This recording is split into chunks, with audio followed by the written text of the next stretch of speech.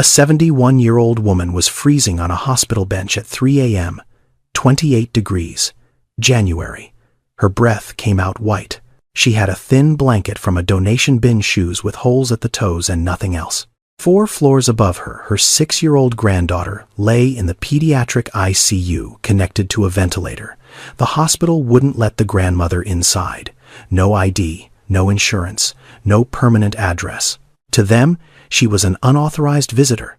Then a doctor stepped outside at 3 a.m., saw her on that bench, and nearly called security. But he looked down at what she was holding in her arms, and everything changed.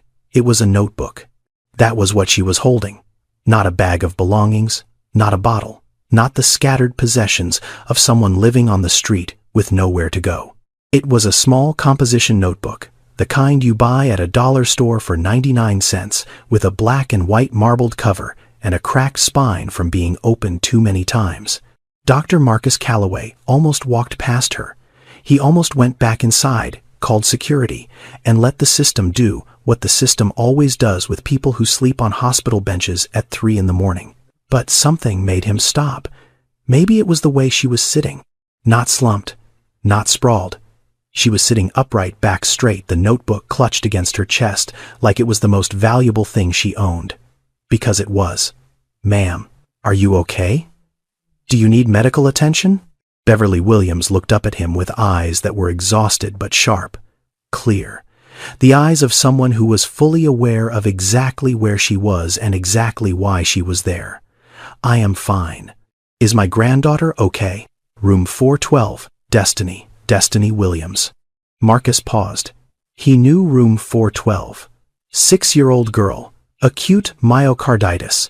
Been in the pediatric ICU for weeks. The chart listed no emergency contact, no family on file. The nurses had noted that the child sometimes cried for her grandmother at night, but no one had ever come during visiting hours to claim her. And here was the grandmother, not inside the hospital, outside it, in January. At 3 in the morning. "How long have you been out here?" Beverly looked at him the way you look at someone when the answer is too heavy to say quickly. 47 days. Marcus felt something shift in his chest. He looked at the notebook in her hands. "May I?" Beverly hesitated. Then she handed it to him.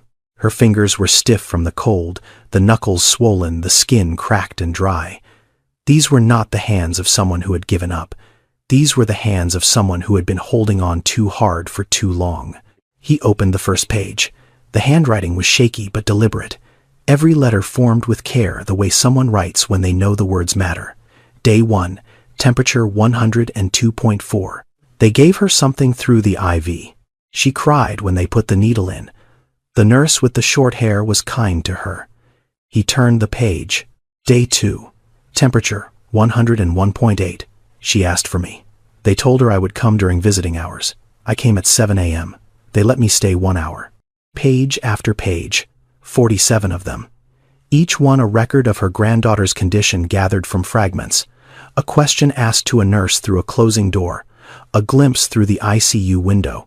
A detail overheard from a shift change conversation in the hallway. Beverly had built an entire medical log from the outside of a building she was not allowed to enter. Some entries were clinical. Oxygen level, 94%. New medication started. Moved to different monitor. Some were personal, in a way that made Marcus's throat tighten. Day 23. She smiled today. First time in 3 weeks. Day 31. She drew a picture of our old apartment. She put me in the window. Day 40. She asked if I forgot about her. I need to find a way to get inside. The ink on several pages was smeared. Water damage. Marcus looked at the bench, looked at the open sky above it, and understood. It had rained 6 times in the last 47 days. Beverly had sat through every storm. Here is what most people do not know about hospitals in America. The ICU has rules: visiting hours, identification requirements, insurance verification. These policies exist for good reasons: security, patient safety, infection control. But they also create invisible walls that keep certain people out. People without a permanent address. People without government-issued ID. People whose relationship to a patient cannot be confirmed through a database. Beverly Williams was Destiny's grandmother. She had raised that child since she was 2 years old. She was the only family Destiny had ever known. But the system could not see that. The system saw an unverified visitor with no documentation. And so, the system put a glass door between a grandmother and her dying grandchild and told Beverly to come back during approved hours with proper identification. Beverly came back every single day. She just never left. Marcus closed the notebook. He looked at Beverly. She was watching him with an expression he recognized.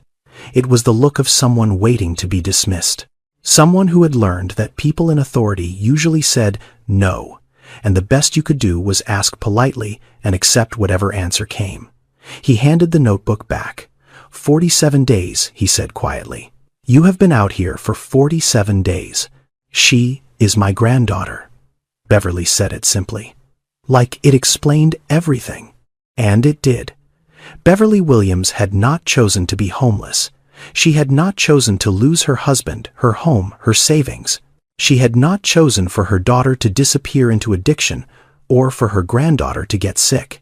But she had chosen one thing every single day for 47 days. She had chosen to stay. To understand how Beverly ended up on that bench, you have to go back, not to the hospital, not even to the shelter. You have to go back 34 years to a classroom in West Baltimore, where a young woman named Beverly Turner, before she became Beverly Williams, stood in front of 23 four-year-olds on her first day as a preschool teacher. She was 22. She had just graduated from Coppin State with a degree in early childhood education and a belief deep and unshakable that every child deserved someone who showed up for them, not just sometimes, every day. That belief did not come from a textbook. It came from her own grandmother, Mama Lorraine, who had raised Beverly after her mother left. Mama Lorraine cleaned office buildings at night and braided hair on weekends, and never once let Beverly go to school without a pressed uniform and a packed lunch, even when the lunch was nothing more than a biscuit and a piece of fruit. You do not let a child see the struggle, Mama Lorraine used to say. You let a child see the love. Beverly carried that into every classroom she ever taught. For 34 years at Garrison Elementary, she was the teacher who stayed late, who learned every child's name by the second day, who kept a drawer full of clean socks and granola bars for the kids who came to school without breakfast. She married Raymond Williams when she was 28. A good man, quiet, worked for the city, drove a sanitation truck for 26 years. They bought a small row house on Reisterstown Road. Nothing fancy. 2 bedrooms, a narrow backyard, a kitchen where Beverly cooked Sunday dinner for whoever needed a plate. They had one daughter, Shanice, and Shanice broke their hearts. It started in high school. Painkillers after a sports injury. Then something stronger. Then something that swallowed her whole. Beverly and Raymond tried everything. Rehab 3 times. Family counseling. Tough love. Soft love. Prayer. Nothing held. Shanice would get clean for 6 months, relapse, disappear, come back thinner and harder, disappear again. When Destiny was born, Shanice was 23 and already too far gone to hold a baby steady. Beverly was in the delivery room. She cut the cord. She took Destiny home from the hospital 2 days later and never brought her back. Shanice signed informal custody papers. Not legal guardianship. Just a handwritten agreement notarized at a check-cashing store that said Beverly would care for Destiny until Shanice got better. Shanice never got better. Then Raymond got sick. Lung cancer. Stage 3 by the time they caught it. 8 months of chemotherapy. 3 surgeries. Raymond died on a Tuesday morning in October, holding Beverly's hand, whispering that he was sorry for leaving her with so much to carry. The hospital bills came to $187,000. Even with Medicare, even with the supplemental insurance, the out-of-pocket costs consumed everything. The savings account, the emergency fund, the small life insurance policy that was supposed to be Beverly's safety net. Beverly's teacher pension from the state of Maryland was $1,400 a month. Rent on the row house was $1,100. That left $300 for food, utilities, medicine, bus fare, Destiny's school supplies, and the minimum payments on medical debt that grew faster than she could touch it. She held on for 3 years. Cut everything she could. Stopped buying meat.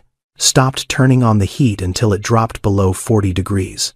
Wore the same 3 outfits in rotation. But $1,400 cannot cover the cost of staying alive in America when the system has already decided how much your survival is worth.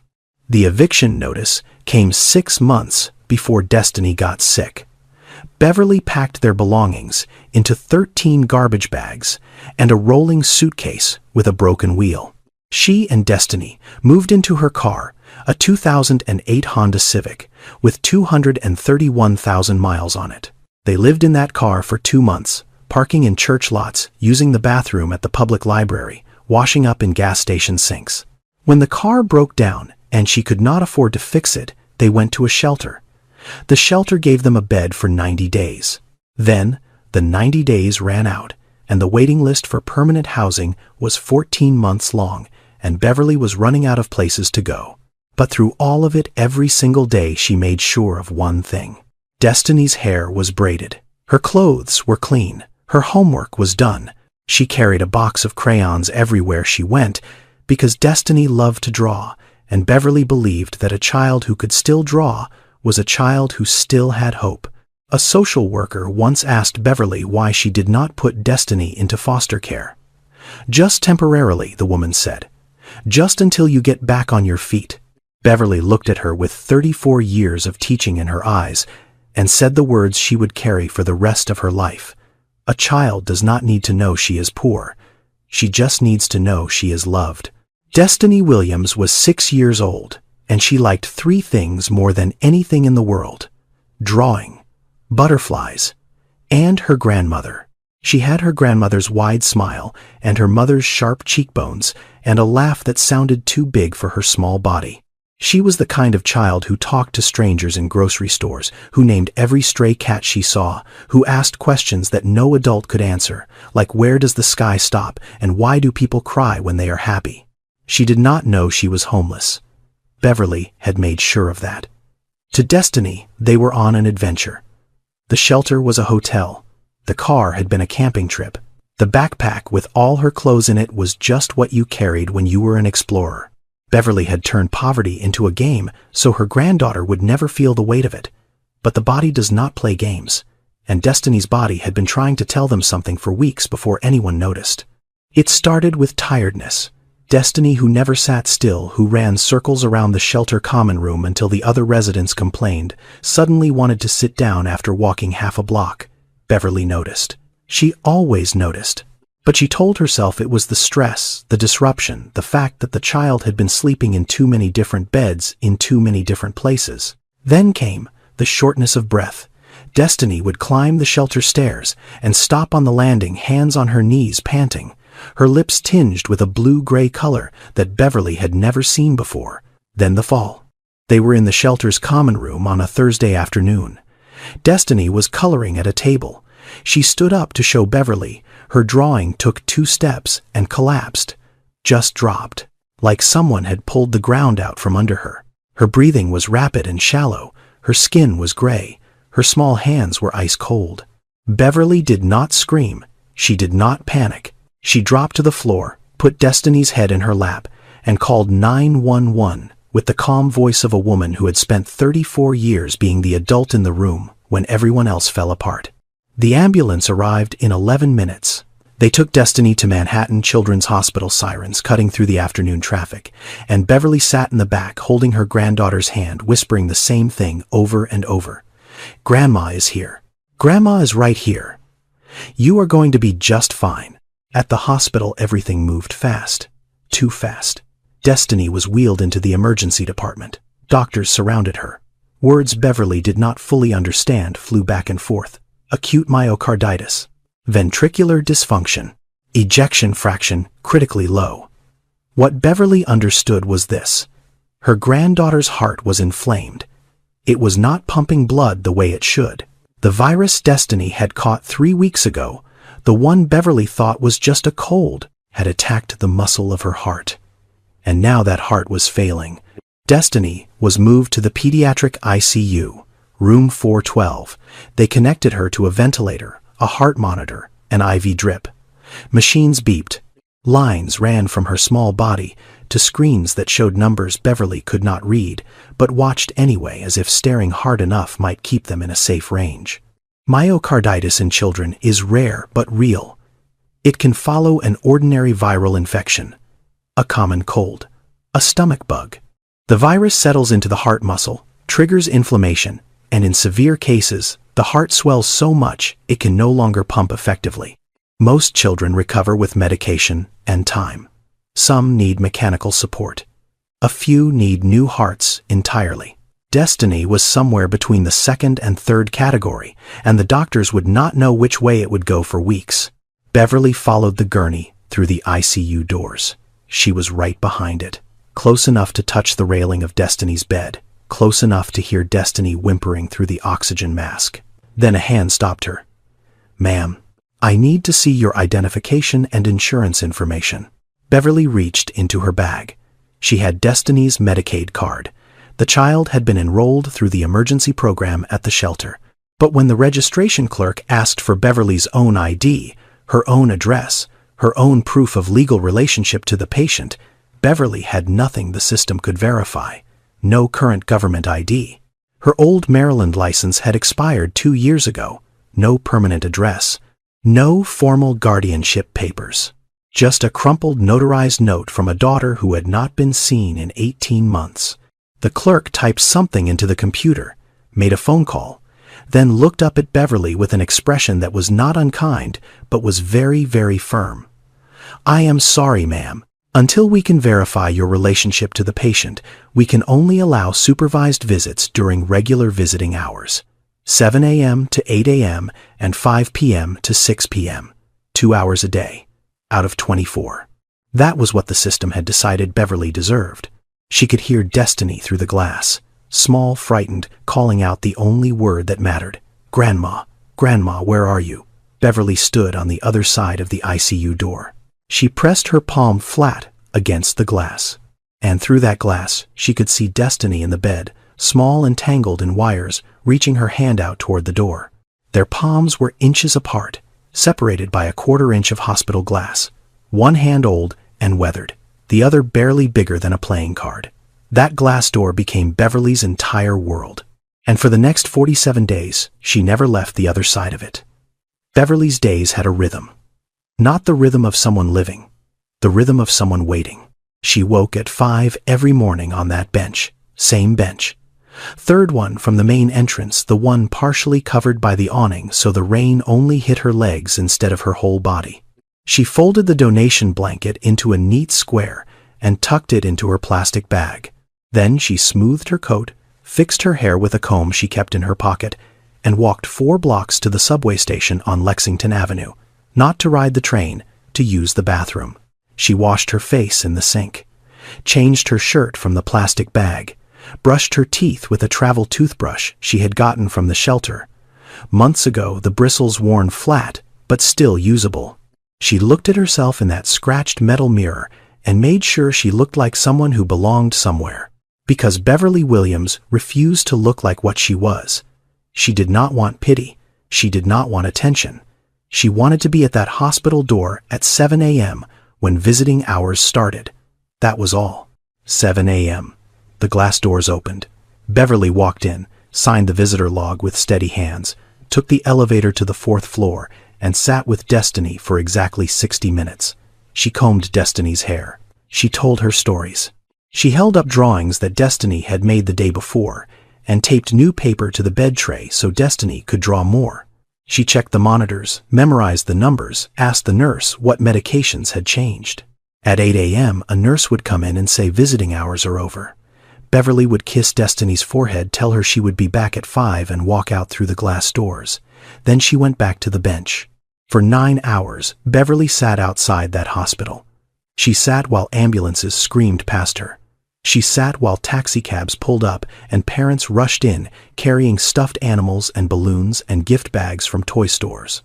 She sat while couples walked in holding hands, wearing clean clothes, smelling like coffee shops, carrying the confidence of people whose biggest problem today was that their child had a broken arm or a bad fever. Things that would heal. Things that had timelines. Beverly carried a composition notebook and a box of 24 crayons. That was her luggage. She wrote in the notebook between visits. She recorded everything. What the nurse said about Destiny's oxygen levels. What time the doctors did rounds. Whether Destiny ate breakfast. Whether she slept through the night. She gathered this information in fragments through brief conversations with nurses who were sometimes kind and sometimes too busy, and sometimes annoyed that this woman kept asking questions she technically had no authorization to receive answers to. And when she was not writing, she knitted. She had found a ball of yellow yarn in a donation bin at the church 3 blocks away and a pair of knitting needles at a thrift store for 75 cents. She was making Destiny a scarf. Yellow because Destiny said yellow was the color of happy. Beverly's hands moved the needles in the cold, her fingers stiff, and cracked the yarn, looping slowly into rows that grew an inch a day. In the United States, more than 2.5 million children experience homelessness every year. And in a growing number of those cases, the person holding the family together is not a parent, it is a grandparent. Nearly 2.7 million grandparents across the country are raising their grandchildren, many of them without legal custody, without financial support, without any formal recognition from the systems that are supposed to protect families. They fall into a gap that no one designed on purpose, but no one has fixed either. Too old for certain aid programs. Too informal to qualify for legal rights, too invisible to be counted in the ways that matter. Beverly was one of 2.7 million, and like most of them, she did not have a voice loud enough for anyone to hear. The security guard noticed her on day 3. His name was Terrence, 29 years old. Big shoulders, quiet voice, the kind of man who wore authority like an uncomfortable suit. He walked over on his first shift and told Beverly she could not loiter on hospital property. Beverly looked up at him. "I am waiting for visiting hours." "Visiting hours are not for 9 more hours, ma'am. You cannot sit here all day." "I will be quiet. I will not bother anyone." Terrence hesitated. Then he walked away.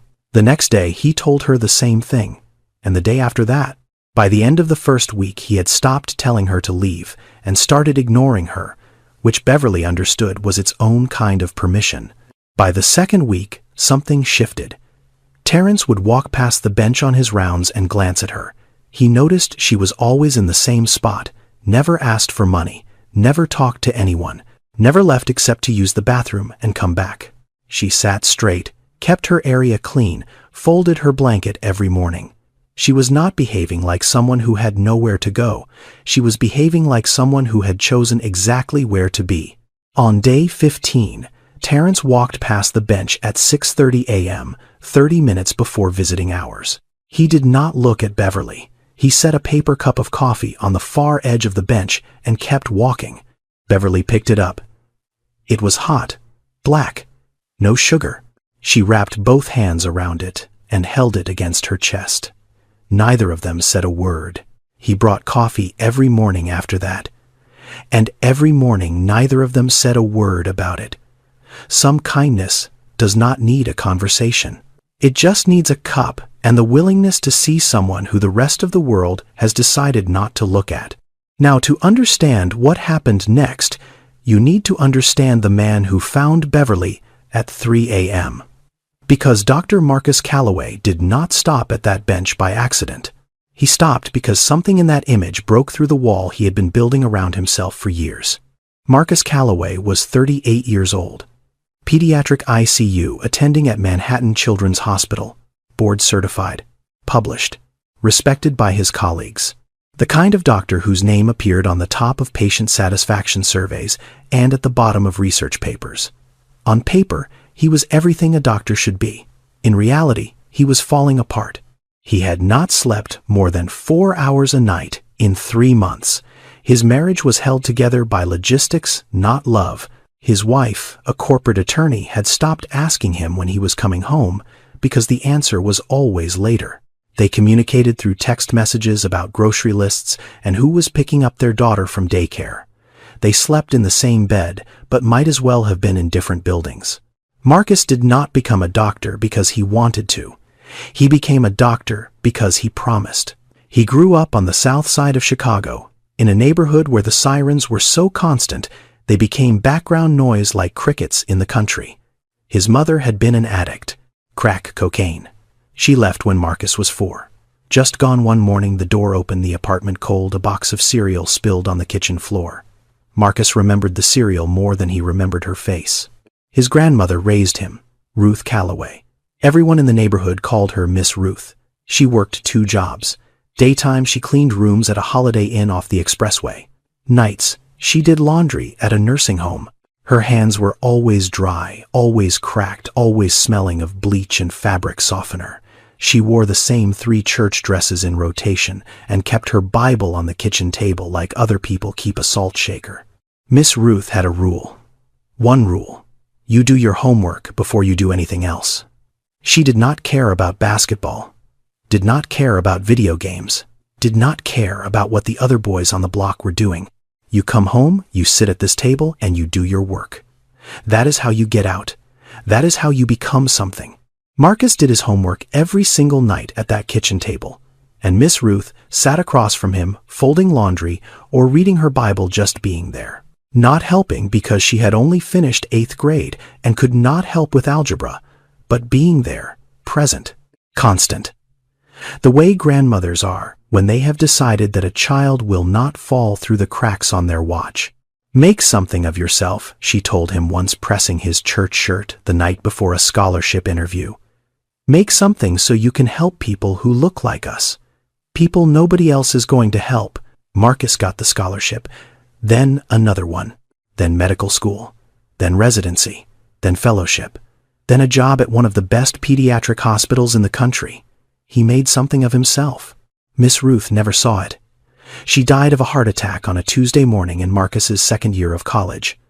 Collapsed in the laundry room of the nursing home where she worked nights. They found her on the floor between 2 washing machines, still holding a folded sheet. Marcus had carried that image for 16 years. The grandmother who gave him everything dying alone on a concrete floor in a building full of people who did not know her name. And now, at 3 a.m. on a frozen January night, Marcus had stepped outside because he could not sleep, because he had lost a 4-year-old patient named Elijah 6 days ago, because he was questioning whether any of this mattered, whether saving some children just to lose others was a career or a punishment. He stepped outside to breathe, and he saw a 71-year-old woman on a bench, same age as Miss Ruth when she died, same dark skin, same posture, sitting upright, even in exhaustion, back straight, chin level, the posture of a woman who had been taught that dignity was something you wore, not something you earned. His feet would not move. His brain said, walk past. His body said, stop. He stopped. And that is why Marcus Calloway sat down on that bench instead of walking past it. Not because he was a hero, not because he was extraordinarily kind, because he saw his grandmother and his body remembered what it felt like to be loved by someone who had nothing except the decision to show up. If you are already invested in Beverly's story, stay with me. Because what happens next between her and Dr. Calloway will change both of their lives in ways neither of them could have imagined. Subscribe now so you do not miss a single moment. Marcus sat down on the bench next to Beverly, not standing over her, not crouching to her level like you would with a child. He sat beside her the way you sit next to someone you are choosing to be equal with. It was a small thing, but Beverly noticed. She had spent 47 days being looked down at, literally. People passed her on that bench, and their eyes went over her head or through her body like she was furniture. The doctors, the nurses, the visitors, the delivery drivers, even the other homeless people who sometimes drifted by. Everyone looked past her or down at her. This man sat next to her. I am one of her doctors, Marcus said. Room 412. Destiny Williams. Beverly's whole body changed. Her shoulders came forward. Her hands tightened on the notebook. Her eyes, which had been guarded and still, suddenly flooded with everything she had been holding back for 47 days. Is she okay? Is she worse? They changed her medication on Tuesday. The new one. Is it working? She has been coughing more at night. I can hear it sometimes from outside when the windows are cracked. Is that the infection? Or the fluid? Marcus stared at her. This woman, on a bench, in 28-degree weather, was asking clinical questions. Specific, informed, detailed. Questions that some parents who sat in the ICU family lounge all day never thought to ask. How do you know about the medication change? I asked the nurses. During visiting hours, some of them tell me things, some of them do not. I write it all down. She held up the notebook. Marcus had already seen it. But now, under the yellow glow of the hospital's exterior lights, Beverly opened it to a random page and handed it to him. He read, Day 34. Temperature 99.1, down from yesterday. Nurse with the braids said the echo showed slight improvement. Destiny ate half a cup of applesauce and 2 bites of toast. She asked about her mother. I told her Mama is getting better. I do not know if that is true, but she does not need to carry that right now. She drew a picture of a butterfly with orange wings. I taped it to the window so she could see it from her bed. Marcus turned the page. Day 38. Oxygen dropped to 92 during the night. They increased the flow. She was scared. The nurse told me this morning that Destiny cried for an hour at 2 a.m. and would not let anyone touch her. She only wanted her grandmother. They could not reach me because I am not in the system. I was outside, 20 feet away. I could not get to her. Marcus closed the notebook. He did not close it because he was done reading. He closed it because his hands were shaking and he did not want Beverly to see. He had read thousands of medical charts. He had written hundreds of progress notes. Clinical, efficient, precise, patient-tolerating feeds, vitals stable, plan to wean ventilator support. But he had never read anything like this notebook. Because this was not a medical chart. This was a grandmother's love translated into data. Every temperature reading was an act of vigilance. Every medication note was a refusal to be left out. Every small detail, the applesauce, the butterfly drawing, the crying at 2 a.m., was proof that someone on the other side of a glass door was paying closer attention than anyone inside it. You have been out here for 47 days, Marcus said. His voice was quiet in a way that had nothing to do with volume. She is all I have, Beverly said, and I am all she has. Marcus looked at the hospital. 4 stories up behind a window he could not see from this angle, a 6-year-old girl was sleeping alone in a room full of machines, and her grandmother was sitting right here. My grandmother raised me too, Marcus said. Beverly looked at him, really looked at him. For the first time in 47 days, someone was not talking to her like a problem. Someone was talking to her like a person. What was her name? Ruth. Miss Ruth. She sounds like a good woman. She was the best woman I ever knew. They sat in silence for a moment. The kind of silence that is not empty but full, the kind that happens when 2 people recognize something in each other that does not need to be explained. Then Marcus stood up. Come with me, he said. Beverly looked at him, confused, cautious. She had learned that when people in authority say follow me, it usually means you are about to be told no in a different room. Where room? 412. It is 3:30 in the morning. Visiting hours do not start until 7, I know, Marcus said. Come with me anyway. What Dr. Calloway did next broke every rule in that hospital, and it started a chain of events that no one, not the administrators, not the lawyers, not even Beverly herself, could have predicted. Marcus swiped his badge at the ICU entrance. The lock clicked, the heavy door swung open, and Beverly Williams walked into the pediatric intensive care unit for the first time in 47 days outside of visiting hours. The unit was quiet, that particular 3 a.m. quiet that only hospitals have, where the fluorescent lights hum and the monitors beep in slow rhythms and the hallway feels like it is holding its breath. 2 nurses sat at the central station. One looked up, saw a doctor. Calloway saw the old woman beside him and opened her mouth to say something. Marcus shook his head. Just slightly. The nurse closed her mouth. They walked to room 412. Marcus opened the door slowly. The room was dim, lit only by the glow of monitors and a small nightlight shaped like a moon that one of the nurses had brought from home because Destiny was afraid of the dark. Destiny was asleep. Small and still under a white hospital blanket, her braids fanned out on the pillow, her chest rising and falling in time with the ventilator's rhythm. Wires ran from her chest to machines. An IV line snaked from her left hand. She looked fragile in the way that only sick children look fragile, as if the weight of the sheets might be too much. Beverly stopped in the doorway. She did not rush in. She stood there, one hand gripping the doorframe, and just looked at her granddaughter. Not through glass, not from a bench 4 stories below. She looked at Destiny the way you look at something you thought you might never see again up close. Then she walked to the bed. She sat in the chair beside it, and she reached out and took Destiny's hand. It was the first time she had touched her granddaughter in 47 days without a sheet of glass between them. Beverly's hand, rough and cold and cracked from weeks of sleeping outside, wrapped around Destiny's small, warm, IV-bruised fingers. Beverly did not cry. She did not make a sound. She just held that hand and closed her eyes and began to hum, low, barely audible, a melody that Marcus did not recognize, but that Destiny's body seemed to know. Because something changed on the monitors. Marcus saw it happen. The heart rate, which had been fluctuating between 95 and 115 for days, began to settle. It dropped to 88, then 84, then held steady at 82, the most stable reading the child had shown in 47 days. There is research on this. Real published peer-reviewed research. Studies have shown that the presence of a familiar caregiver, particularly one with a strong emotional bond to the patient, can stabilize heart rate, lower cortisol levels, reduce agitation, and improve recovery outcomes in critically ill children. The body recognizes safety before the mind does. And Destiny's body recognized her grandmother's hand, her grandmother's voice, her grandmother's specific and irreplaceable presence. The machines knew what the system did not.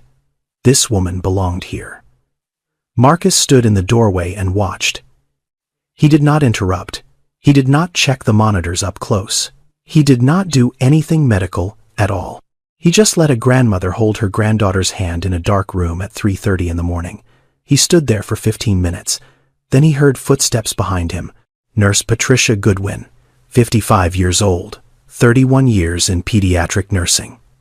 She had seen everything. Every kind of parent, every kind of loss, every kind of miracle. She ran the night shift with precision and rules and an iron commitment to protocol that had earned her the respect of every doctor in the unit and the fear of every new resident. She looked past Marcus into room 412. She saw Beverly. She saw the hand-holding. She saw the monitors. She did not need Marcus to explain. She could read the numbers. She could see the heart rate. She could see that this child, who had been restless and unstable for weeks, was sleeping peacefully for the first time since admission. Patricia looked at Marcus. Marcus looked at Patricia. Neither of them spoke. Patricia turned around and walked back to the nursing station. She did not raise her voice. She did not call security. She sat down, opened the patient chart, and noted the time. But the next morning, she filed a report. Because Patricia Goodwin followed the rules. That was who she was. And the rules said that an unverified visitor in the ICU at 3:30 a.m., regardless of the outcome, was an incident that required documentation. She did it without anger. She did it without malice. She did it because she believed that systems only work when people follow them. And she was not wrong about that. But she was not entirely right either. Because sometimes the system is the problem, and sometimes the people who break the rules are the only ones who see it. The call came at 7:15 a.m. Marcus had not slept. He was still in his scrubs from the night before, sitting in the break room with a cold cup of coffee, Kana living playing the image of Beverly holding Destiny's hand in that dark room, the heart monitor settling, the humming, the quiet. His phone buzzed. Conference room B. Now, he knew what it was about. He had known since Patricia walked away from that doorway without a word. He had known, and he had done it anyway. The conference room was small and windowless. 3 people were already seated when Marcus walked in. Richard Davenport, the hospital administrator, 58 years old, gray suit, reading glasses, perched on his nose, the kind of man who had spent his career making sure institutions ran smoothly and lawsuits did not happen. Karen Mitchell, head of legal, younger, sharper, a yellow legal pad already covered in notes. And Dr. Adais Okonkwo, chief of pediatrics, 62 years old, silver-haired, sitting at the far end of the table with her hands folded and her expression unreadable. Dr. Calloway Davenport began. At approximately 3:30 this morning, you used your employee badge to grant access to the pediatric ICU to an individual who is not listed as an authorized visitor, family member, or legal guardian of any patient on this floor. Is that correct? Yes, Marcus said. Karen leaned forward. The individual in question is Beverly Williams. She has no verified legal relationship to the patient in room 412. No current government-issued identification. No permanent address. She is, for all legal purposes, an unverified stranger. She is that child's grandmother, Marcus said. She has been raising her for 6 years. We have no documentation confirming that, Karen said. She has 47 days of documentation confirming that. Davenport removed his glasses and set them on the table. Dr. Calloway, you brought an unverified individual into a pediatric intensive care unit at 3:30 in the morning. Without authorization, without security clearance, without informing the charge nurse. Do you understand the liability implications?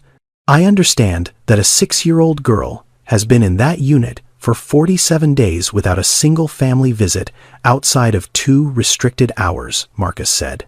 I understand that her grandmother has been sleeping on a bench outside this hospital in January because our system will not let her through the door. And I understand that last night, when that woman held her granddaughter's hand for the first time in 47 days, that child's cardiac function improved more in 1 hour than it has in 3 weeks of our protocols. That is not a medical justification for a security breach, Karen said. It is a medical observation, Marcus replied. The room was quiet for a moment. Davenport looked at Karen. Karen looked at her legal pad. Neither of them looked at Dr. Okonkwo, who had not said a single word since Marcus walked in. There is a growing body of research, and this is not opinion, but peer-reviewed evidence published in journals that every doctor in this room has read, showing that family presence in pediatric ICUs improves outcomes. Lower rates of delirium, reduced length of stay, better cardiac stability, fewer complications. Hospitals across the country are moving toward open visitation models in their pediatric units because the data is clear. Keeping families out does not protect patients. It harms them. Marcus knew this. He had read the studies. He had cited them in grand rounds presentations. But knowing something in an academic context and acting on it at 3:30 in the morning with your career on the line are 2 very different things. Davenport spoke again. Dr. Calloway, regardless of the clinical outcome, you violated hospital policy. This will be formally documented. You will receive a written reprimand. And any further unauthorized visitor access will result in suspension of your privileges. Is that clear? Yes, Marcus said. It is clear. The meeting appeared to be over. Davenport reached for his glasses. Karen closed her legal pad, and then Dr. Okonkwo spoke for the first time. The child's cardiac function improved 12% overnight. Her voice was calm and precise. First measurable improvement in 3 weeks. I reviewed the chart this morning. I would like to know what changed. No one answered. Dr. Okonkwo looked at Marcus, then at Davenport, then at Karen. I would like to know. She repeated what changed, and she let the silence sit there. Heavy. Unanswered. A question that none of them could address without admitting something the institution was not ready to admit. That a grandmother on a bench might have done more for that child in 1 hour than 47 days of restricted visiting policy had accomplished. The consequences did not stop with Marcus. They rolled downhill the way consequences always do in systems designed to protect themselves, and they landed on the person who had the least power to absorb them. Beverly was sitting on her bench at 8:45 a.m. when a hospital security officer approached her. Not Terrence, A different guard. Older. Official clipboard. He asked for her visitor badge. Beverly unclipped it from her coat and handed it over. She had worn that badge every day for 47 days. It was laminated. It had her photo on it, taken the first day at the registration desk, her face tired but composed. It said, "Visitor and restricted and escort required." It was not much, but it was the only proof she had that the system acknowledged she existed in relation to Destiny at all. The guard took the badge and told Beverly that her visitor privileges had been suspended pending an administrative review. She was not to enter the hospital until further notice. Beverly sat very still. "When can I see my granddaughter?" "That will be determined by the administration, ma'am." He walked away. Beverly watched him go. She did not call after him. She did not argue. She had learned a long time ago that arguing with people holding clipboards never changed the answer. It just made them write something down about you. 3 days later, the letter came. It was addressed to Beverly Williams' care of Manhattan Children's Hospital, which was the only address anyone had for her. A nurse who had grown fond of Beverly brought it outside and handed it to her quietly. The letter was from the New York City Department of Human Services. It was printed on official letterhead, dense with legal language, paragraphs that ran long and used words Beverly recognized individually, but not in the combinations they were arranged in. Adjudication, petition, custodial determination, welfare assessment. But she understood enough. She understood the phrase removal of custody. She understood the phrase foster care placement. She understood the phrase in the best interest of the child. DHS had opened a case. Someone somewhere in the chain of reports that followed the incident had flagged the situation. A 6-year-old child in a pediatric ICU. Primary caregiver is homeless. No legal guardianship. No stable housing. No income documentation. The system had done what systems do. It had identified a problem and activated a process. The process was designed to protect children. Beverly understood that. She did not blame the system for existing. She blamed it for not seeing what was right in front of it. Beverly sat on the bench. She held the letter in her left hand and the notebook in her right. The notebook with 47 pages of proof that she had not missed a single day. That she knew her granddaughter's temperature, her medications, her moods, her fears, her favorite color, the name of the nurse who sang to her at night. 47 pages that said, "I was here, I was, paying attention, I never left." The letter said none of that mattered without the right paperwork.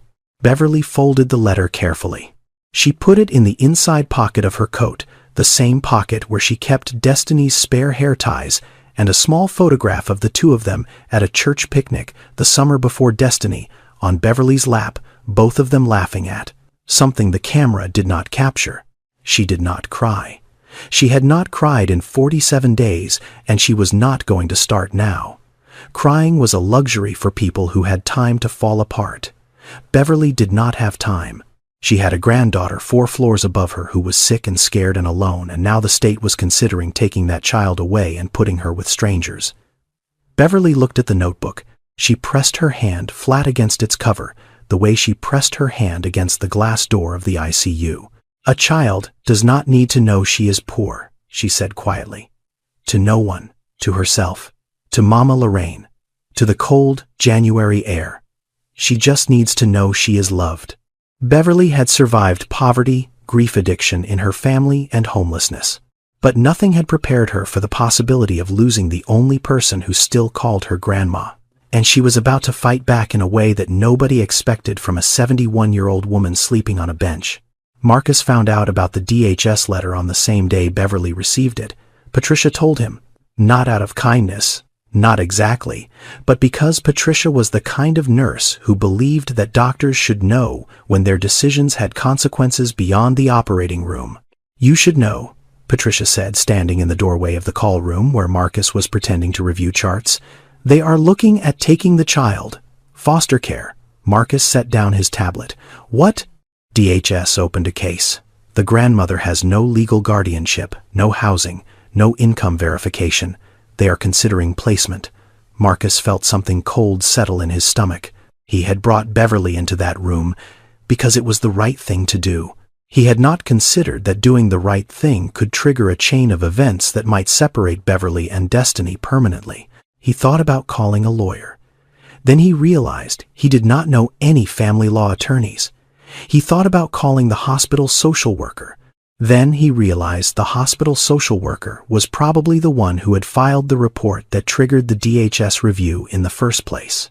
Then he thought about legal aid. The Legal Aid Society of New York City has existed for over 140 years. It is the oldest and largest provider of free legal services in the country. They handle more than 300,000 cases a year: housing disputes, immigration hearings, criminal defense, and family law. Custody battles for people who cannot afford a private attorney, which in New York City means most people. Marcus called them at 4 in the afternoon. By 5:30, he was on the phone with a woman named Denise Okafor. Denise was 34, a family law attorney. She had grown up in the foster care system herself, bounced between 6 homes before aging out at 18, put herself through college and law school on scholarships, and sheer refusal to be defined by her circumstances.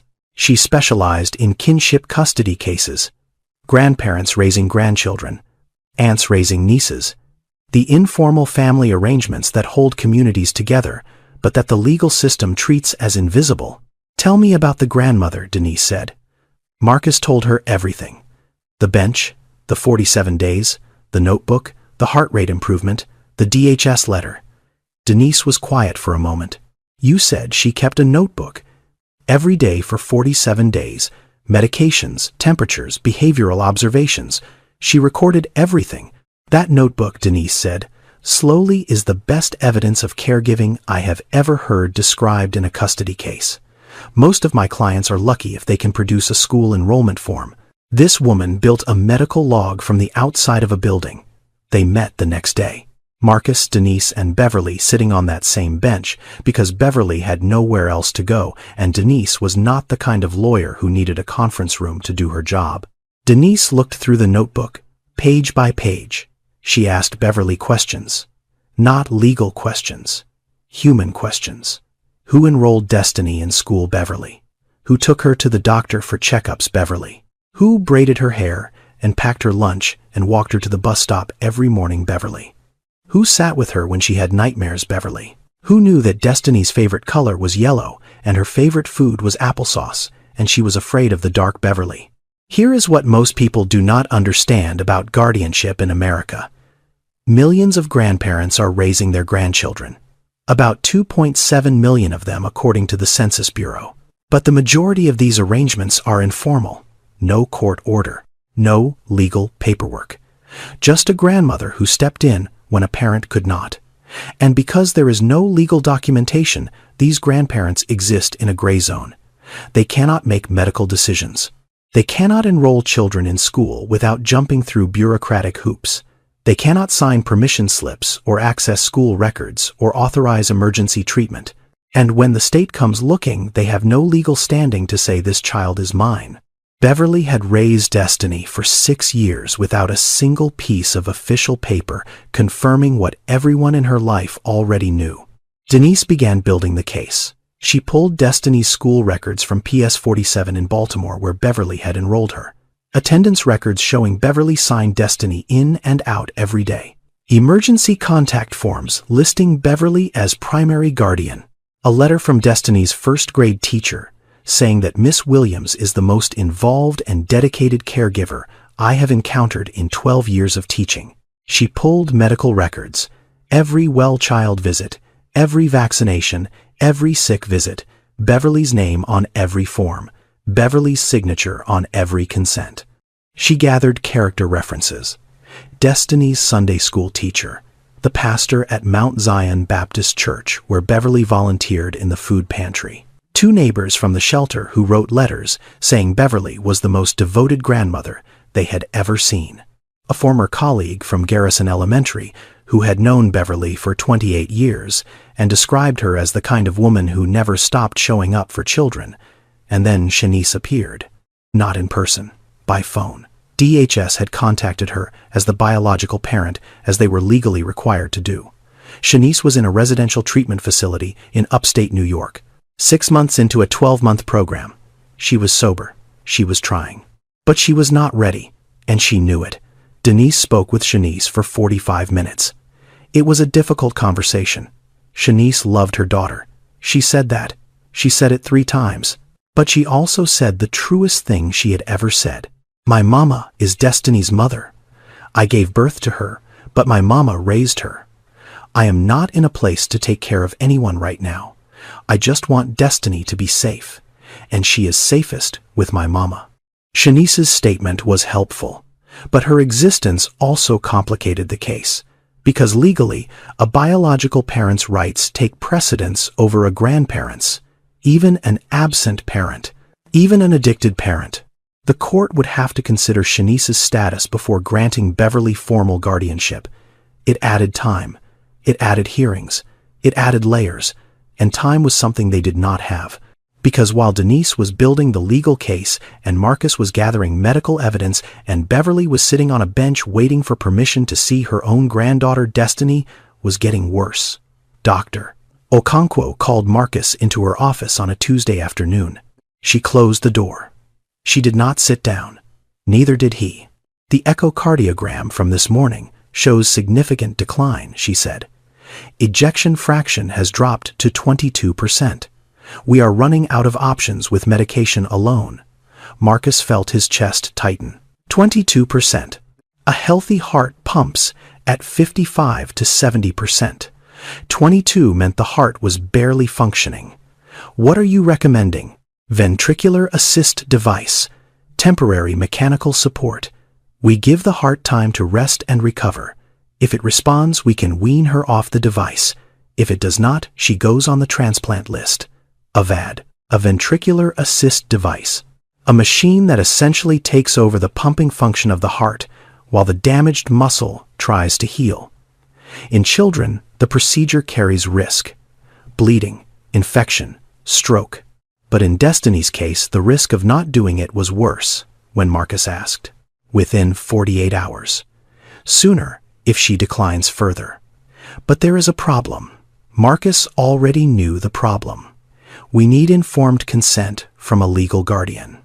Beverly is not legally recognized yet, and Shanice is in treatment upstate. Can we reach Shanice by phone? We tried. The facility has restrictions on outgoing communication. Her counselor says she may be available Thursday, but Thursday might be too late. This is where the law and medicine collide in the ugliest possible way. A child is dying. A procedure exists that could save her. A grandmother is sitting 20 feet away who would sign any paper, agree to any risk, do anything to save that child's life. But the law does not recognize her hand as the hand that can hold the pen. An emergency guardianship order. That was the option Dr. Okonkwo laid out. In the state of New York, when a child requires urgent medical intervention and no authorized guardian is available to consent, a court can grant temporary emergency guardianship. The process is designed to move fast, 24 to 72 hours. A judge reviews, the evidence determines that the child's welfare is at immediate risk, and grants a temporary order allowing a designated adult to make medical decisions. But even fast in legal terms means paperwork and hearings and documentation, and Destiny's heart was not operating on legal timelines. Marcus walked outside. He found Beverly on the bench. She was knitting. The yellow scarf was almost finished, now long enough to wrap twice around a small neck. He sat down next to her. Destiny needs a procedure, he said, a device to help her heart. Beverly's hands stopped moving. When soon? Maybe tomorrow. Maybe the next day. What kind of procedure? Marcus explained it in simple terms. A small machine. It would help pump blood while Destiny's heart rested. It was not a transplant. It was a bridge. A way to buy time. Beverly listened. She did not interrupt. When he finished, she asked the question she already knew the answer to. They need me to sign for it. Yes, and they will not let me. Not yet. We are working on it. There is a court process. Emergency guardianship. It can happen quickly. Beverly looked up at the hospital. 4 floors. Room 412. Somewhere behind that glass, her granddaughter's heart was failing. She set down the knitting needles. She stood up. She walked to the ICU entrance. The glass door was locked, as always. Beverly pressed her palm flat against it. The same gesture, the same glass, the same hand. But this time, Destiny was not pressing back from the other side. Destiny was in a bed connected to machines, her small heart struggling to do the one job it was designed to do. Beverly stood there with her hand on the glass and spoke to a granddaughter who could not hear her. "Hold on, baby. Grandma is coming. I just need them to let me in." The hearing was scheduled for 9 a.m. the next morning. Emergency session, family court, downtown Manhattan. Denise had filed the petition at 6 p.m., and the court had expedited it because a child's life was on the line and the clock was not waiting for anyone. Beverly arrived at 8:15. She was wearing the best clothes she had, a pair of black slacks that she had kept folded at the bottom of her plastic bag for months, creased from storage but clean, a white button-down shirt that the shelter manager had lent her that morning when Beverly explained where she was going. The shirt was slightly too big. Beverly had rolled the cuffs twice to keep them from covering her hands. She had combed her hair and pinned it back. She had cleaned her shoes with a wet paper towel in the subway bathroom. She looked like what she was, a 71-year-old woman who had spent 47 nights on a bench and was now standing in a courthouse trying to prove she deserved to take care of the child she had already been taking care of for 6 years. The courtroom was small, not like the courtrooms on television. No jury box, no gallery full of spectators. Just a judge's bench, 2 tables, a court reporter, and fluorescent lighting that made everyone look slightly unwell. Denise sat at one table with Beverly. At the other table sat the DHS attorney, a man named Gerald Watkins, mid-40s organized professional doing his job. Not a villain, just a man with a file and a legal obligation to argue that Beverly Williams did not meet the state's criteria for custodial fitness. Judge Vivian Harper entered. 60 years old, silver reading glasses. She moved with the efficient calm of someone who had seen thousands of these cases and understood that behind every file number was a family being pulled apart. "Counselor," the judge said to Denise. "Present your petition." Denise stood. She was precise and focused the way lawyers are when they know the evidence is strong but the stakes are too high for confidence. "Your Honor, my client Beverly Williams is petitioning for emergency temporary guardianship of her granddaughter Destiny Williams, age 6, currently in the pediatric ICU at Manhattan Children's Hospital. Destiny requires an urgent medical procedure, a ventricular assist device implantation. Without a legal guardian's consent, the hospital cannot proceed. Destiny's biological mother, Shanice Williams, is currently in a residential treatment facility and cannot be reached in the required timeframe. Miss Beverly Williams has been Destiny's primary and sole caregiver for 6 years. Denise placed the notebook on the table. This is a 47-day record of Miss Williams's daily documentation of her granddaughter's medical condition, written from outside the hospital, where Miss Williams was denied entry due to lack of formal identification and housing. I also submit school enrollment records, medical visit records, character references from educators, clergy, and community members, and a written statement from Destiny's biological mother confirming Miss T.F.T.H. Williams as primary caregiver." Gerald Watkins stood. "Your Honor, DHS acknowledges Miss Williams's involvement in the child's life. However, the petitioner is currently without stable housing, without verifiable income, and without any prior legal recognition of guardianship. The department's concern is whether the petitioner can provide adequate long-term care given her current circumstances." Denise responded, "Your Honor, we are not asking for permanent custody today. We are asking for emergency temporary guardianship so that this grandmother can authorize a procedure that may save her granddaughter's life. The question before this court is not whether Miss Williams has a house. It is whether she has been this child's parent in every meaningful sense of the word." Judge Harper looked at the notebook. She picked it up. She opened it to the first page and began reading. The courtroom went quiet. not the uncomfortable silence of waiting, the heavy silence of something being weighed. Beverly watched the judge turn the pages, page after page, 47 of them, each one written in Beverly's shaking hand. Each one a day she showed up when the system told her she did not belong. The judge paused on a page. She read it again. Then she looked up. "Miss Williams, would you like to address the court?" Denise leaned toward Beverly and whispered that she did not have to speak, that the evidence was strong, that sometimes it was better to let the paperwork talk. Beverly stood up anyway.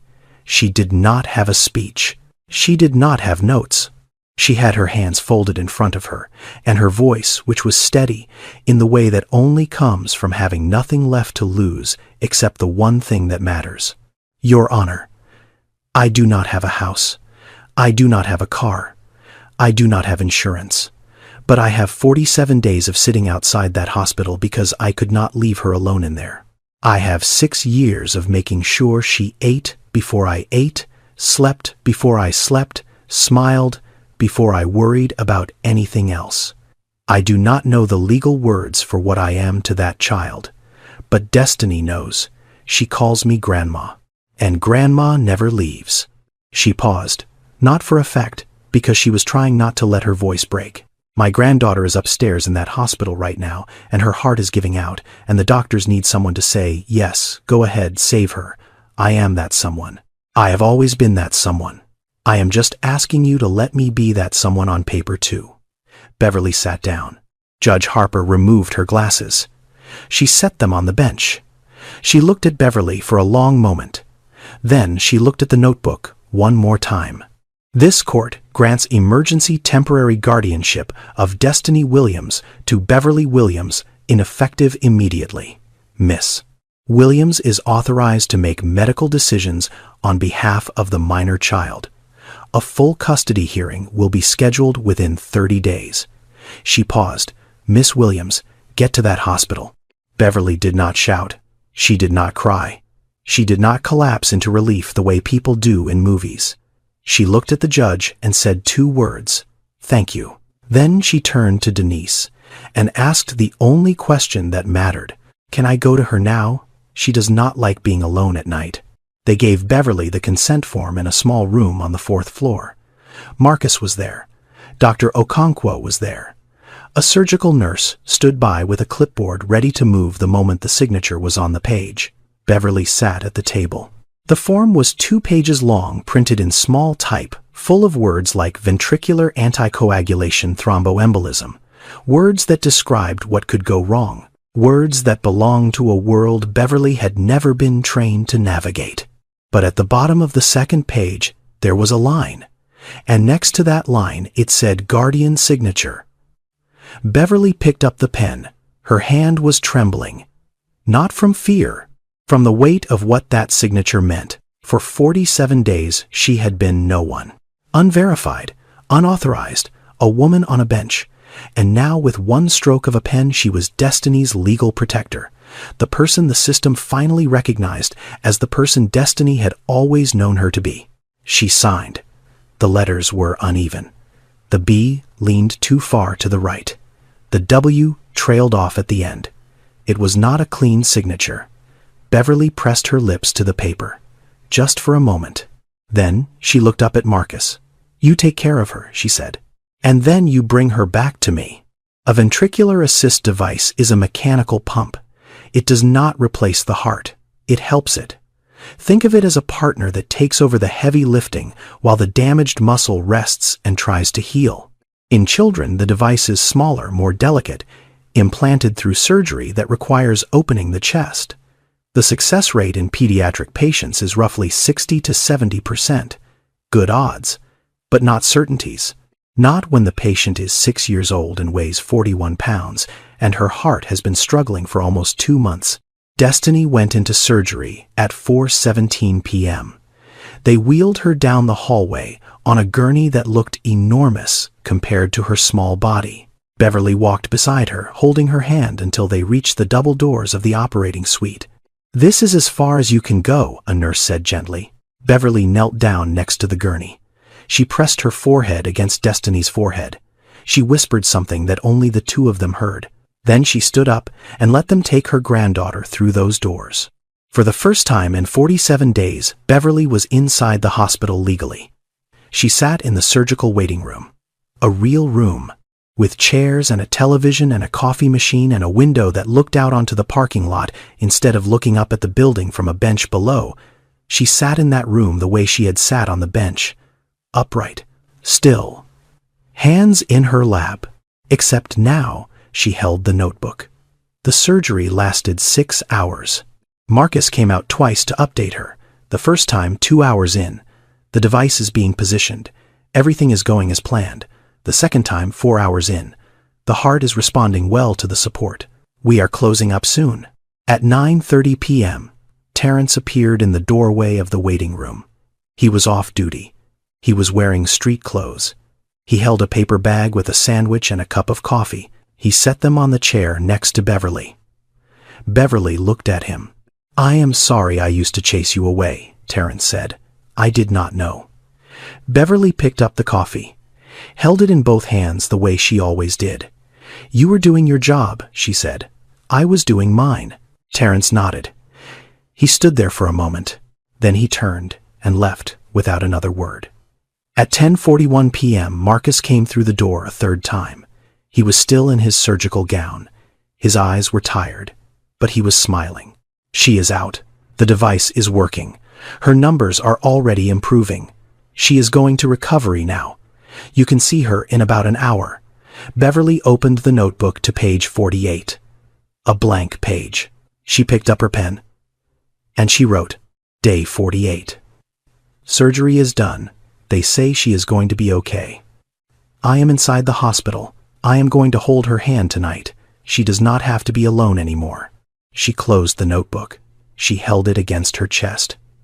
And for the first time in 47 days, Beverly Williams cried. Not the quiet tears of someone holding it together. Not the polite tears of relief. These were the deep, shaking, whole-body sobs of a woman who had carried an impossible weight across an impossible distance and had finally been allowed to set it down. Destiny woke up 12 hours later. The room was quiet. Morning light came through the window. The machines beeped their steady rhythm. The ventilator had been adjusted. She was breathing more on her own now, the device in her chest, doing the work her heart could not yet do alone. Beverly was in the chair beside the bed. She had not moved. She had not slept. She was holding Destiny's hand the same way she had held it that first night Marcus brought her in. The same steady grip. The same stillness. Destiny's eyes opened. Slowly. Blinking against the light. Confused the way children are when they wake up in hospitals surrounded by machines, uncertain of where the dream ended and the waking began. She turned her head. She saw Beverly. Her eyes went wide. "Grandma, I am here, baby. You are inside, I am inside. I am right here." Destiny's fingers tightened around Beverly's hand. Her bottom lip trembled. Not from pain, from something bigger than pain. "You did not leave. I never left. I was right outside the whole time."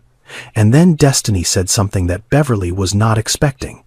Something that changed the weight of every single one of those 47 days. "I know," Destiny whispered. "I could see you from the window. Every day." Beverly's breath caught.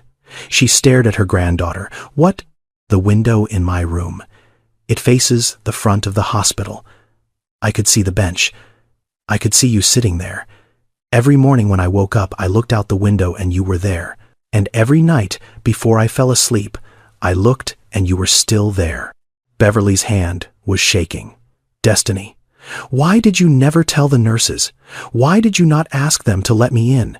Destiny's voice was barely audible. "Because I was scared that if I told them they would make you go away, they would move you somewhere I could not see you. And I needed to see you, Grandma. Even if I could not touch you, I needed to know you were there." A 6-year-old girl had been protecting her grandmother the same way her grandmother had been protecting her, from opposite sides of a window. One keeping watch from a bench below, the other keeping watch from a bed above, both holding on to the only thing they had left, which was the knowledge that the other one was still there, still close, still refusing to leave. Beverly pulled Destiny's hand to her lips and held it there. She did not speak. There was nothing left to say that had not already been said through 47 days of silence, 47 pages of notes, and 47 nights of choosing not to leave. What happened next inside that hospital was not a miracle. It was not a fairy tale ending brought about by a wealthy stranger or a sudden windfall of cash. It was something slower, quieter, and in many ways more meaningful. It was a policy change. Dr. Okonkwo brought the data to the medical board 2 weeks after Destiny's surgery. She did not make an emotional argument. She made a clinical one. She presented Destiny's case numbers, the 47 days of restricted visiting, the stagnant cardiac function during that period. Then the night Beverly was present. 12% improvement in ejection fraction, stabilized heart rate, reduced agitation, improved sleep patterns, and after Beverly was granted legal access and remained at bedside, continued steady improvement, leading to successful device implantation and early signs of cardiac recovery. One patient, Dr. Okonkwo, told the board, "One case. I am not claiming this is a clinical trial, but I am asking you to look at what we already know from the research and tell me why we are not acting on it."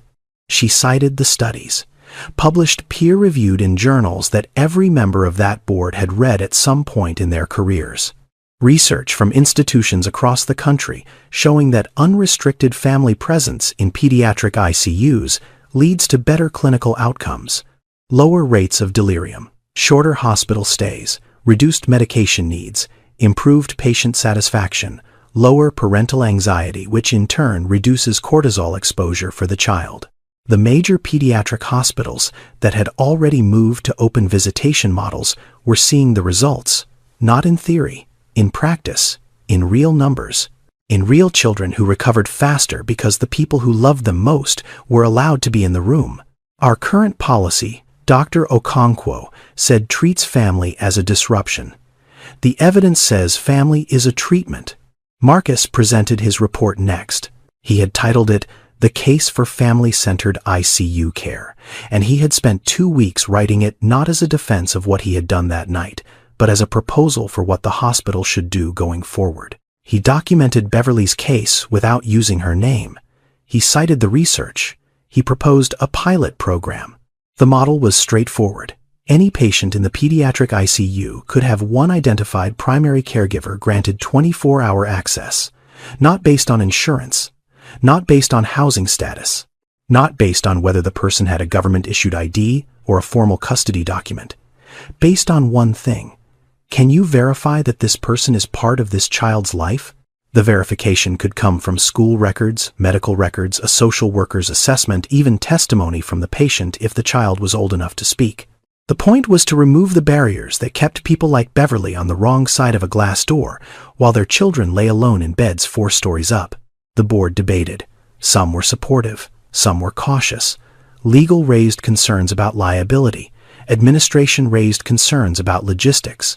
How do you manage infection control with around-the-clock visitors? What about security? What about the other patients? And then, Nurse Patricia Goodwin stood up.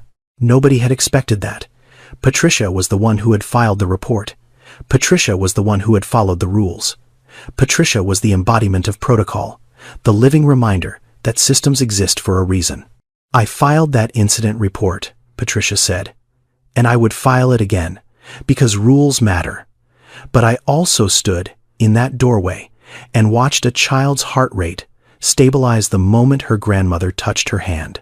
I have been a nurse for 31 years, and I have never seen a medication do what that woman's presence did in 15 minutes. She paused. I followed the rules. But the rules were not designed for people like Beverly Williams. And if we are not willing to change rules that harm the people they are supposed to protect, then we are not a hospital. We are just a building." The room was quiet. The board approved the pilot program 6 weeks later. Manhattan Children's Hospital became one of the first in the state to implement a caregiver access policy that did not require proof of insurance, proof of housing, or formal legal documentation. It required proof of relationship, proof that someone cared enough to show up. The medical community began to take notice. Not because of one viral story or one billionaire's donation, but because the data supported what Beverly Williams had demonstrated with nothing but a notebook and a bench. That love is not a luxury in medicine. It is an intervention. And the people we exclude from the healing process are often the ones the patient needs most. 4 months after the surgery, they removed the device. Destiny's heart had healed enough to pump on its own. Not perfectly. She would need checkups for years, medication, monitoring, but the muscle was working. The blood was flowing. The 6-year-old girl who had almost died in a hospital bed while her grandmother sat on a bench outside was going to live. Denise completed the permanent guardianship, filing 3 weeks after the emergency order. The full hearing took less than 40 minutes. Judge Harper reviewed the case, noted that DHS had withdrawn its petition for foster placement after Beverly secured stable housing and granted permanent legal guardianship of Destiny Williams to Beverly Williams. Beverly walked out of that courtroom, holding a piece of paper that said what Destiny had known her entire life, that this woman was her family, that this woman had the right to make decisions for her, that this woman belonged. The apartment came through a Section 8 housing voucher. Denise's office had connected Beverly with a social worker who specialized in grandfamily cases, and that social worker had navigated the waiting list, the paperwork, the inspections, the bureaucratic maze that stands between a homeless person and a front door key. It was a 1-bedroom apartment on the 2nd floor of a brick building in Jamaica, Queens. Small. The kitchen had a window that faced a parking lot. The bathroom tile was cracked in one corner. The hallway was narrow enough that Beverly could touch both walls if she stretched out her arms. It was the most beautiful place Beverly had ever seen. She moved in on a Saturday. She did not have much to move. The rolling suitcase with the broken wheel, the plastic bags, the box of crayons, the knitting needles, and the finished yellow scarf. And the notebook. Beverly made the bed first. She smoothed the sheets tight the way Mama Lorraine had taught her. Hospital corners, pillowcase tucked clean. She placed the box of crayons on the small desk by the window next to a stack of drawing paper she had bought at a dollar store with the first money she did not need for food. Then, she took the notebook to a framing shop 2 blocks away. She asked the man to frame it open to page 47. He looked at the page, looked at Beverly, and did not charge her. She hung it on the wall above the kitchen table. The handwriting was shaky. The ink was smeared in places from rain. But the words were clear. Day 47. They let me in today. I held her hand. She is going to be okay. We are going to be okay. Destiny came home from the hospital on a Wednesday. She walked through the front door slowly, still weak, still careful, her chest sore from the surgery scar that was fading but not gone. She looked around the apartment. She touched the wall. She looked at the kitchen. She looked at the bedroom. She looked at the crayons on the desk. Are we home, Grandma? We are home, baby. Beverly did not become wealthy. There was no surprise inheritance. No lottery ticket. No billionaire stepping in with a check. She lived on $1,400 a month from Social Security. Destiny was covered by Medicaid. The rent was subsidized. The groceries came from careful budgeting and the food pantry at Mount Zion Baptist, where Beverly had started volunteering again. It was not a fairy tale. It was a Tuesday, but it was theirs. 1 year after the night he found Beverly on that bench, Marcus Calloway stood in the lobby of Manhattan Children's Hospital next to a new sign. It was small, tasteful, mounted on the wall beside the information desk. The Ruth Calloway Family Bridge Program, connecting families to housing, legal aid, and social services. Because no one should have to choose between being with their child and having a place to sleep. He had named it after his grandmother, the woman who worked 2 jobs and died on a laundry room floor and never got to see what her grandson became. Marcus had spent 16 years carrying the guilt of not being there when Miss Ruth collapsed. He had spent 16 years trying to make something of himself the way she asked. And for the first time standing in that lobby, looking at her name on a wall, in a hospital where families would be helped because of what she taught him, he felt like he had actually done it. The program was simple. When a child was admitted to the pediatric ICU and the family was identified as housing insecure or lacking legal documentation of guardianship, a social worker from the Family Bridge team would intervene immediately. Not after discharge, not after the crisis, during it. They connected families with emergency housing, with legal aid attorneys who could file guardianship petitions, with food assistance and transportation vouchers, and the 100 small things that fall apart when you are spending every hour of every day trying to keep a child alive. Marcus ran the program alongside his clinical duties. It was more work. It was always more work. But it was the kind of work that made the rest of it bearable. Every time he lost a patient, every time the machines won and the body did not, he could walk into that lobby and see his grandmother's name and remember why he stayed. Beverly was the program's first volunteer. She came to the hospital every Tuesday and Thursday. Not to the ICU, to the lobby. She sat in a chair near the entrance with a cup of coffee and a composition notebook, and she waited for the people the system was about to overlook. She could spot them instantly. The grandmother in the hallway, who looked like she had been sleeping in her car. The grandfather pacing outside the ICU door at 2 in the morning. The aunt who had driven 4 hours and did not know how to ask for a visitor badge. Beverly saw them because she had been them. She would walk over, sit beside them, and say the same thing Marcus had said to her on that bench a year ago. "I know how this feels. Let me help." She showed them how to talk to the nurses, how to ask for the social worker, how to keep a notebook because documenting your child's condition gives you something to hold on to when everything else is falling apart. She connected them with Denise at Legal Aid. She told them about Section 8 and Medicaid and the grand family support programs that most people had never heard of. And sometimes when a grandmother was sitting outside a hospital at night because the system would not let her through the door, Beverly would sit beside her and say the words that Mama Lorraine had passed to her that she had carried through poverty and grief, and 47 nights on a bench. A child does not need to know she is poor. She just needs to know she is loved, and love means showing up every single day. Marcus watched Beverly work from across the lobby one afternoon. He watched her hand a notebook to an elderly man who had been sleeping in the waiting room for 3 nights. He watched her explain the visiting policy in simple terms. He watched her put her hand on the man's shoulder and say something that made him nod and sit up straighter. He thought about Miss Ruth, about the folded sheet they found in her hands, about the kitchen table where he did his homework every night, about the promise he made and the long, winding, painful road it took to keep it. Help people who look like us. People nobody else is going to help. He looked at Beverly across the lobby. She was laughing now, showing the old man something in her notebook. And Marcus felt something he had not felt in a very long time. He felt like his grandmother was proud. 3 years later. A classroom in Queens. 3rd grade. PS 112. Destiny Williams sat at her desk. She was 9 years old now. Taller. Stronger. The scar on her chest was hidden under her school uniform, but she sometimes touched it absent-mindedly, the way you touch something that reminds you of where you have been. She had her grandmother's wide smile and her mother's sharp cheekbones and a laugh that still sounded too big for her body, though her body was catching up. The teacher had given an assignment. Write about your hero. Most of the kids wrote about athletes or pop stars or characters from movies.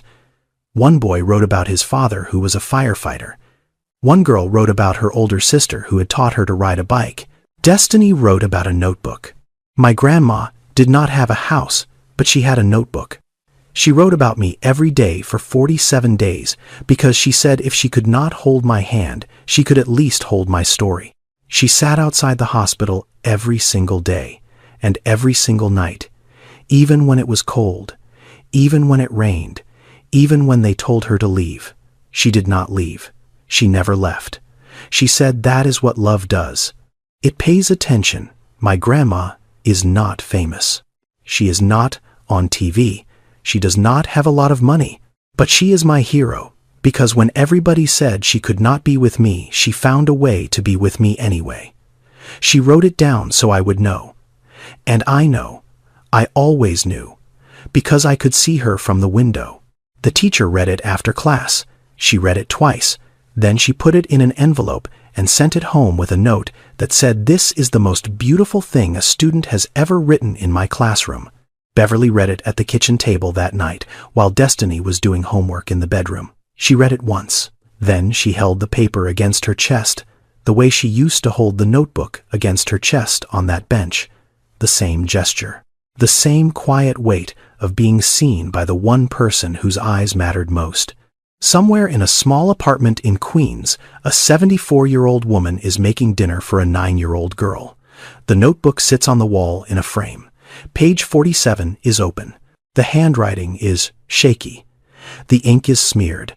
But the words are there, the same words that carried them both through the longest 47 days of their lives. "They let me in today. I held her hand. She is going to be okay. We are going to be okay." Beverly Williams was never invisible. She was just standing somewhere the system was not designed to look. Now, before we go, I want to step outside the story for a moment and talk to you directly. This story is fictional. Beverly and Destiny and Marcus are characters I created. But the issues in this story are not fictional. They are painfully, urgently real. Myocarditis in children is a real condition. It can follow a common viral infection. It can be life-threatening, and it is one of the leading causes of sudden cardiac failure in otherwise healthy young people. The grandfamily crisis is real. Right now today, nearly 2.7 million grandparents in America are raising their grandchildren, many of them without legal custody, without financial support, without anyone in the system acknowledging that they are doing the hardest and most important job there is. The debate over ICU visiting policies is real. Hospitals across the country are still figuring out how to balance security and infection control with the growing evidence that family presence improves outcomes. Organizations like Generations United are fighting every day for grandfamilies to be recognized and supported. The Legal Aid Society provides free legal help to people who cannot afford an attorney. The National Alliance for Children's Grief supports families navigating loss and illness. These are real organizations doing real work. If this story moved you, look them up. I wrote this story because I keep thinking about all the Beverly Williamses out there right now. Grandmothers sleeping in cars, on benches, in shelters just to stay close to the people they love. The system was not built for them, but they show up anyway. Every day, in the cold, in the rain, with nothing but a notebook and the stubborn, unbreakable belief that their grandchild should not have to be alone. If this story made you think about your own grandmother or about someone in your life who showed up for you when the world said they did not qualify, hold on to that. That is not just a memory. That is proof that love does not need paperwork. Thank you for staying with this story all the way to the end. If it touched you, please subscribe to this channel and turn on notifications so you never miss another one. And do me a favor, leave a comment. Tell me about a time someone showed up for you when they did not have to. Or tell me about your grandmother. I read every single comment. And if you know a grandparent raising a grandchild right now, share this video with them. They need to know they are not alone. Until next time, take care of each other, especially the ones the system forgets. Because sometimes the most powerful thing you can do for someone is just to stay. Welcome to the Story Channel. Before we begin, I'd like to share a few notes. The content in this video uses AI-generated images and voice narration, combined with the channel's creative editing. Everything is intended solely for entertainment purposes and does not depict or reflect any real events or real people. Hope you enjoy the story and have a great time watching.